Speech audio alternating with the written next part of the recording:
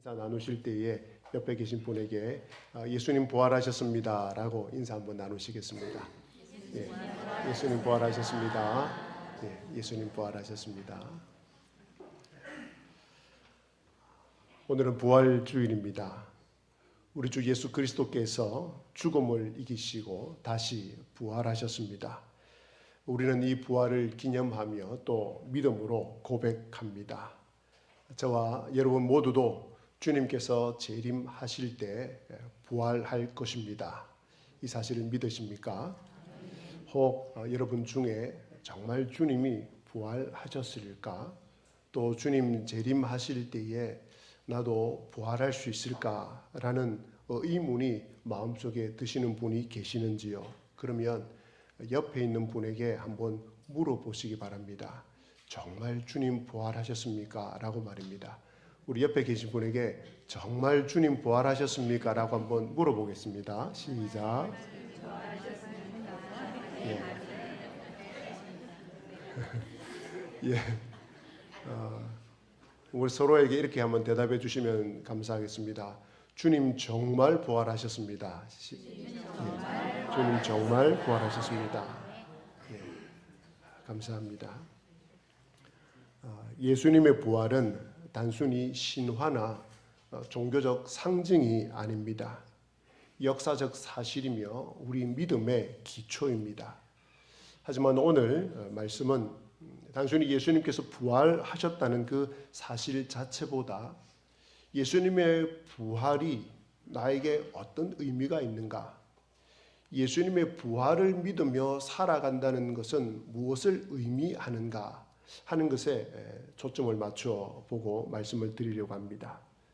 우리는 보통 부활을 믿는다라고 할 때 장차 예수님께서 다시 오실 때에 우리 몸도 부활할 것을 믿는다라는 신앙을 가지고 살아갑니다. 그래서 그 부활 신앙을 가지고 이 땅의 고난을 참고 견디고 또 그래서 언젠가 천국에서 영원히 살게 될 좀 눈물도 없고 고통도 없는 그곳에서 살게 될 소망을 바라보면서 버티고 살아가고 있습니다. 물론 그것도 부활신앙에 있어서 중요한 부분은 맞습니다. 정말 위로가 되는 말씀입니다. 그러나 사랑하는 교우 여러분, 부활신앙은 그 미래의 소망에 그치지 않습니다.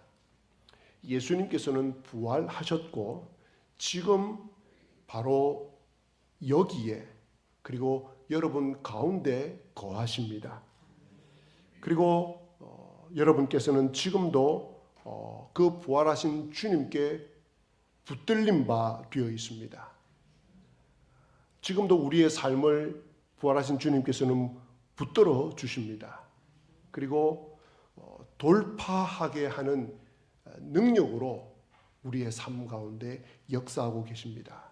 그러니까 부활신앙이라는 것은 단순히 천국에 갈 때까지 참고 견디자가 아니라 이 땅을 부활신앙으로 돌파하자입니다. 참는 믿음이 아니라 돌파하는 믿음입니다. 이 사실을 여러분 남은 평생 동안 꼭 기억하시면 좋겠습니다. 부활절을 기념할 때마다 늘 마음속에 부활이 나에게 주는 의미는 참고 견디는 의미가 아니라 돌파하는 믿음으로 살아가는 것, 이것이 부활의 의미이고 부활신앙을 가지고 살아간다는 것입니다. 그러면 어떻게 부활의 능력으로 살아갈 수 있겠습니까? 첫째는 말씀으로 부활하신 예수님을 만나시기 바랍니다. 말씀은 부활하신 예수님의 음성입니다. 말씀을 통해 예수님의 음성을 들으시고 예수님을 만나시고 또 부활의 능력을 새롭게 기대하시기를 바랍니다. 그래서 말씀을 읽으실 때에 말씀을 천천히 소리내어서 읽으시기를 바랍니다. 그러면 말씀이 살아 움직일 것입니다. 부활하신 예수님을 말씀을 통해서 만나게 될 것입니다.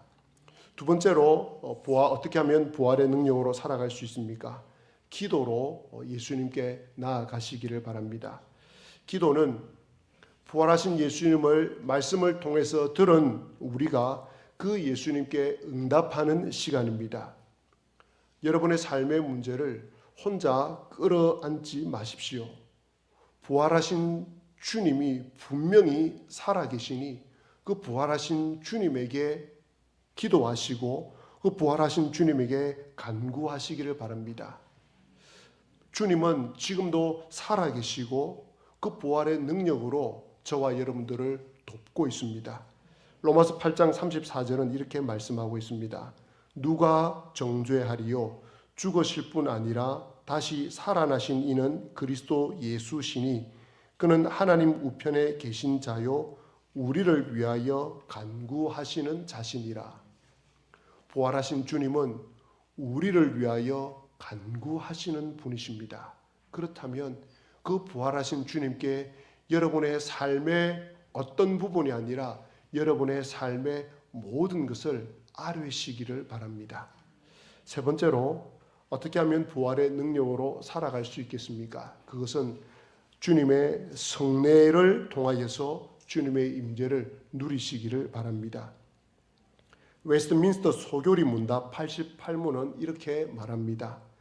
그리스도께서 우리에게 구원의 은덕을 전달하시는 외적이고 통상적인 방편은 말씀과 성례와 기도이다.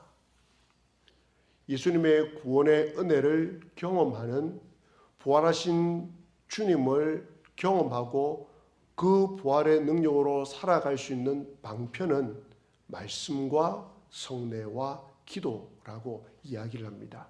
성례는 성찬과 세례를 말합니다. 오늘은 성찬에 대해서 살펴보고자 합니다. 성찬은 단순한 기념이 아닙니다. 예수님의 십자가를 기념하는 것을 넘어서 부활하신 예수님이 실제로 성찬식 가운데 성찬식이 행해지는 가운데 바로 이 자리 이곳 가운데 여러분에게 임재하는 시간입니다. 고린도전서 11장 23절과 25절에 보면 바울 사도가 주님께서 주신 말씀을 전하면서 이렇게 말합니다.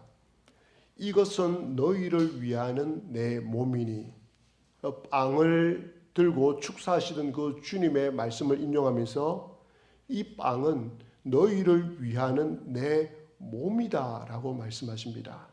그리고 포도주 잔을 가리켜 이야기하시면서 이 잔은 내 피로 세운 새 언약이라 하면서 이것이 나의 피라고 말씀합니다. 그러니 빵과 포도주는 주님의 몸과 피를 상징하는 것이 아닙니다. 주님께서 명확하게 말씀을 해 주셨습니다. 그런데 많은 성도님들이 이 빵과 포도주가 주님의 몸과 피를 상징한다고 생각을 합니다. 성경은 우리에게 분명히 말씀합니다. 이것은 주님의 몸이라고 말씀하십니다. 이것은 주님의 피라고 말씀하십니다. 믿음으로 우리가 빵과 포도주를 받을 때에 예수님의 살과 예수님의 몸과 예수님의 피를 받아 먹고 마시는 것입니다. 즉 예수님과 우리가 영적으로 하나가 되는 시간입니다. 영적으로라고 하니까 조금은 추상적입니다만은 그래서 많은 신학자들은 영적이면서 동시에 실제적이라고 이야기를 합니다. 실제적으로 부활하신 주님의 능력이 부활하신 주님이 빵과 포도주를 먹고 마실 때 실제적으로 임하는 시간이 바로 이 성찬식이라고 말씀합니다. 이것이 사실입니다. 지금 여러분 앞에 놓이게 될 이 빵과 포도주는 주님의 몸과 피입니다.